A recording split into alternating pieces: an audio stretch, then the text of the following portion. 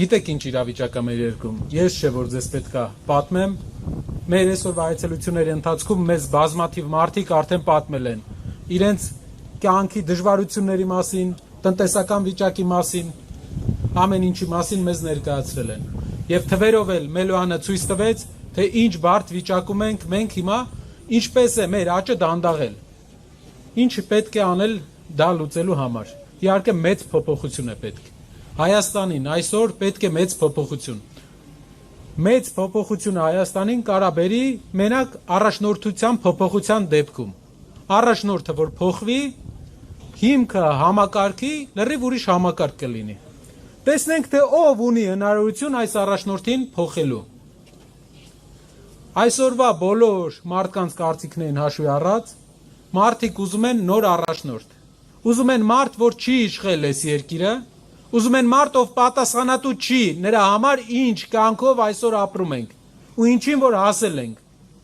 Այսօր Հայաստանում մի ուժ կա, որ նոր հայտ է ներկայացրել։ Մի ուժ կա, որի առաջնորդը չունի որևէ բանի կարիք եւ իշխանության է գալիս արդեն իսկ ֆինանսապես ապահովված։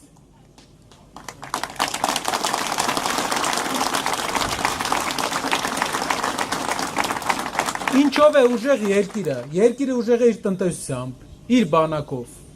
իր ընկերներով։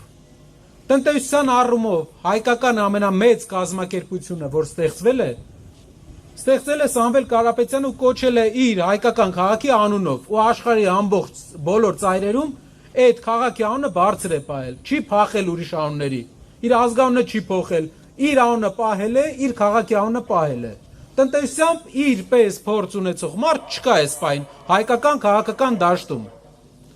Անվտանգային առումով մենք ներգրավում ենք լավագույն մասնագետներին աշխարհից, որպեսզի մեր երկրին օգնի։ Եկեք, երբ մեր գայի տղաները ավարտեն սիգնալ տալը, պատմեմ թե ինչ կա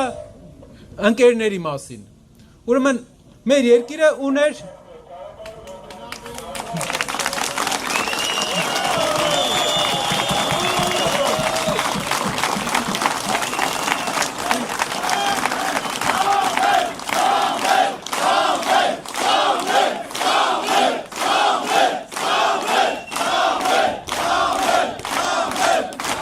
Լրացրեցիք ոնց որ։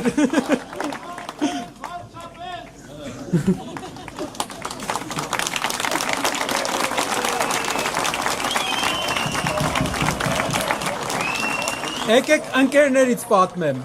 Ինչ ընկերներ ունեինք մենք ու ինչ ընկերներ ունենք հիմա։ Հիշում եք 2020 թվականին, երբ Հայաստանի վարչապետը հայտարարում էր, որ ամեն ինչ սկսելու է Ղարաբաղյան բանակցությունները զրոյական կետից։ Մարդիկ կային, որ ելնում էին ասում են, արա ինչ դուխով բան ասում, զրոյական կետից է սկսում, հեսա Ալիևին տես ինչ անելու։ Բերեց պատերազմ։ Պատերազմում պարտվելուց հետո ինչ ասում է Ալիևը, անում է։ Հիմա մի 2 օր առաջ այս մեր երկրի վարչապետը գնացել է աշխարհի ամենամեծ երկիր ու հանդիպել է աշխարհի ամենամեծ երկրի նախագահին։ Ու հանդիպան արդյունքում մենք զգացել ենք, որ շատ վատ հանդիպում է եղել։ Հանդիպան արդյունքում մենք զգացել ենք, որ մեր երկրի հարաբերությունը աշխարհի ամենամեծ երկրի հետ վատանում է։ Եթե մենք այս պարագայում, այս ձևաչափով շարունակեմ, չէ՞։ Շարունակեմ։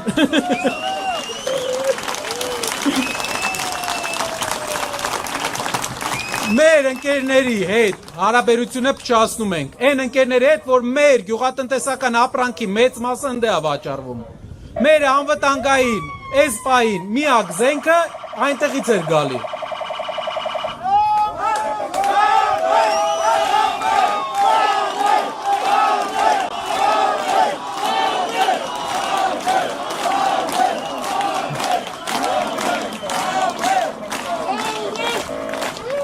Շատ կարևոր գործով են զբաղված։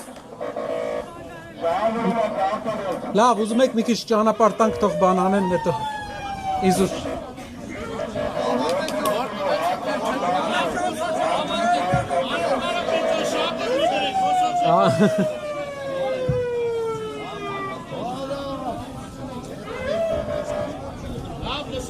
Լավ։ Սեփական ժողովրդի վրա, սեփական ժողովրդին բռնել տվող, սեփական ժողովրդի վրա ոստիկանության հիմնական գործը թողած, վախից ոստիկանություն ուղարկող իշխանությունը մնա իշխանության, թե չէ ժողովուրդ։ Ինչ եկեղեցի գնում է մի 18 տարեկանի տանում դատում են։ 18 տարեկան երեխու եկեղեցի է մտնում տանում դատում են։ Մեր երեխեքին բերդ տանողը մնա իշխանության։ Ճանապարհ են բացում։ Նենց արեք, մեր գերիների ճանապարհը բացվի հետ գալուց։